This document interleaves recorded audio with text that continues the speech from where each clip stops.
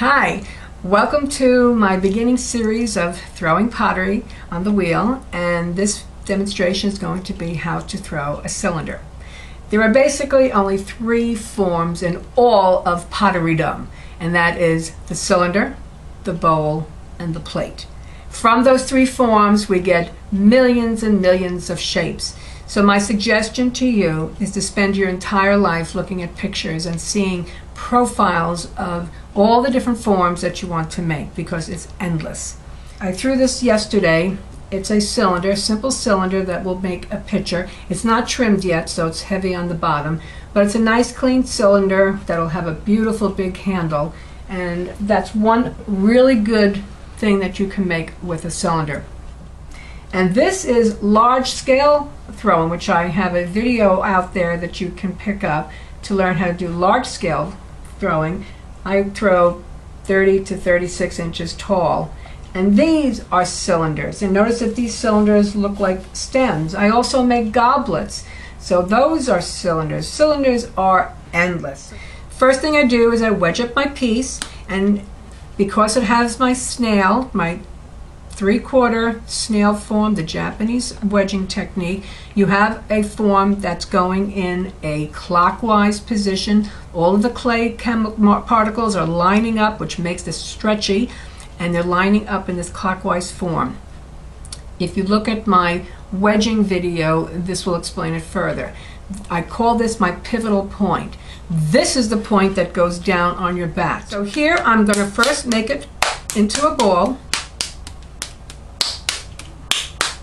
and then elongate this ball. The way I center is to first, with dry hands and your elbows into your body, your torso, start slapping the clay. Make sure you go look at my centering video, and it explains in detail how to center. But basically, this is getting the piece centered easier. Alright, and I'm going to be centering fairly tall because I'm making a cylinder. So I'm getting my piece centered. It'll take me a few minutes to get it centered nice. And make sure that it's centered on the bottom as well as the top part. Take your time centering. Don't use too much water. You want to throw drier with a cylinder so that you can have lift. Alright, we're just about centered. It's flowing freely through my fingers, and I'm going to open it up. Now, because it's high, it's a little bit more difficult to open up.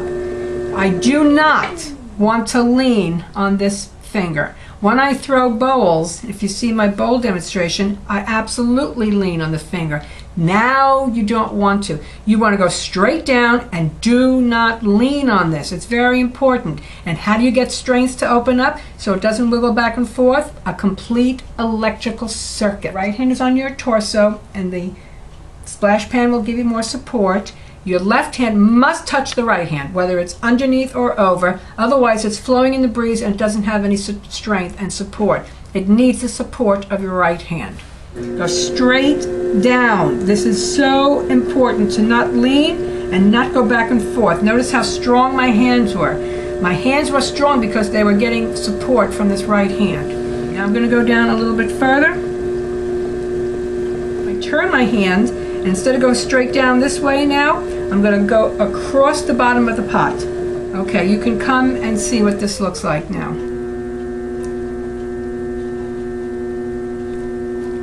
I've just got it opened up. I'm going to open up the floor in a second movement. And when I open it up, I'm going to put a little bit of a groove. I'm going to go open, open, open, and then groove it like that, so there's going to be a little groove on the inside. Going cross, cross, cross, and open.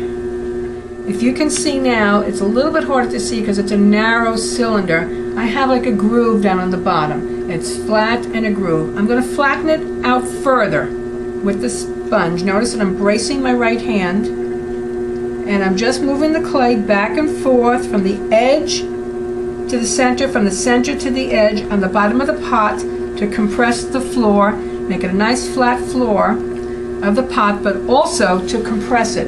If you don't compress the bottoms of your pots, you'll get these little S cracks, and they are what they sound like. They're a little crack that goes like that because the clay was not compressed to the bat. So make sure you compress the bat. Throwing a cylinder is the hardest of the three forms: the plate, the bowl, and the cylinder. It's the hardest because you have to make the clay rise. So what you want to do is keep it as dry as you can, to not add too much water, and you can't go fast. Also, when you open up, you want to open up in a cone shape like this, not like this. When it'll have a tendency to open up wide, but we got to get it back into a cone. That'll give you more support, like a pyramid, as you're making your way up. I throw with a sponge, but if I wasn't with a sponge, I would be throwing with my finger like this. And like the fingers on the inside will go like this, and the outside will be straight. The outside will act like a rib, and the inside will be digging. You always form the pot by the inside. You throw a form from the inside, not the outside. The outside follows the form that you have thrown on the inside. The inside determines the shape. Now you do this slowly. Don't do too much at one time. Come up a little bit, stay. Come up a little bit, stay.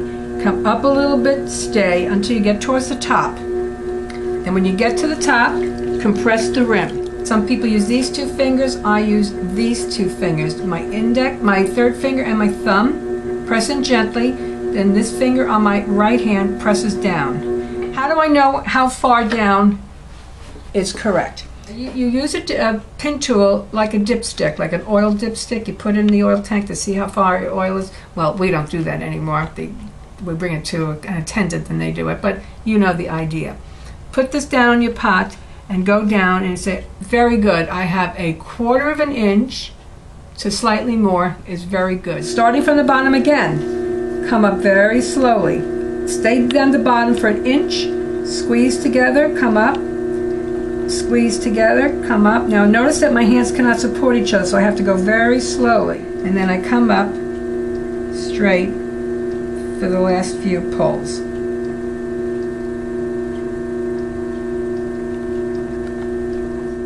And gently, very gently move that form in. Okay, I'm going in again. And this time, notice the wheel is still slow. I'm squeezing the clay.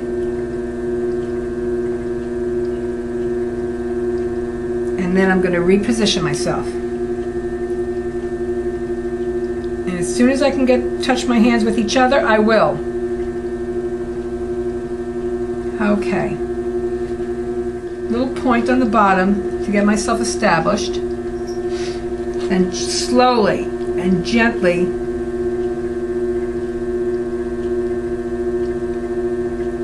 have the rib touch the clay, the sponge on the inside, excuse me.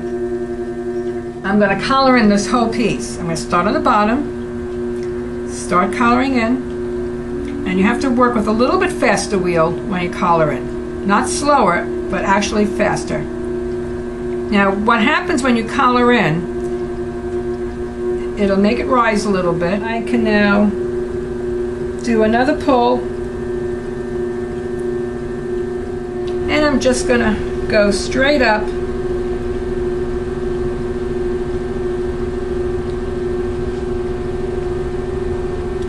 I'm going to compress the rim, and then I'm going to use a little chamois and roll the rim. Now that we have the cylinder, I'm going to show you how to make a little bit of a rounded form. After I've done a nice narrow cylinder, now I'm going to open it up a little bit. I'm going to make a pitcher, and I don't want to go too extreme. With wet hands, stop the wheel and pull out a teapot form, and then I like another little blip down there. That's also your choice. So have fun, make lots of cylinders, and I'll see you for the next demonstration.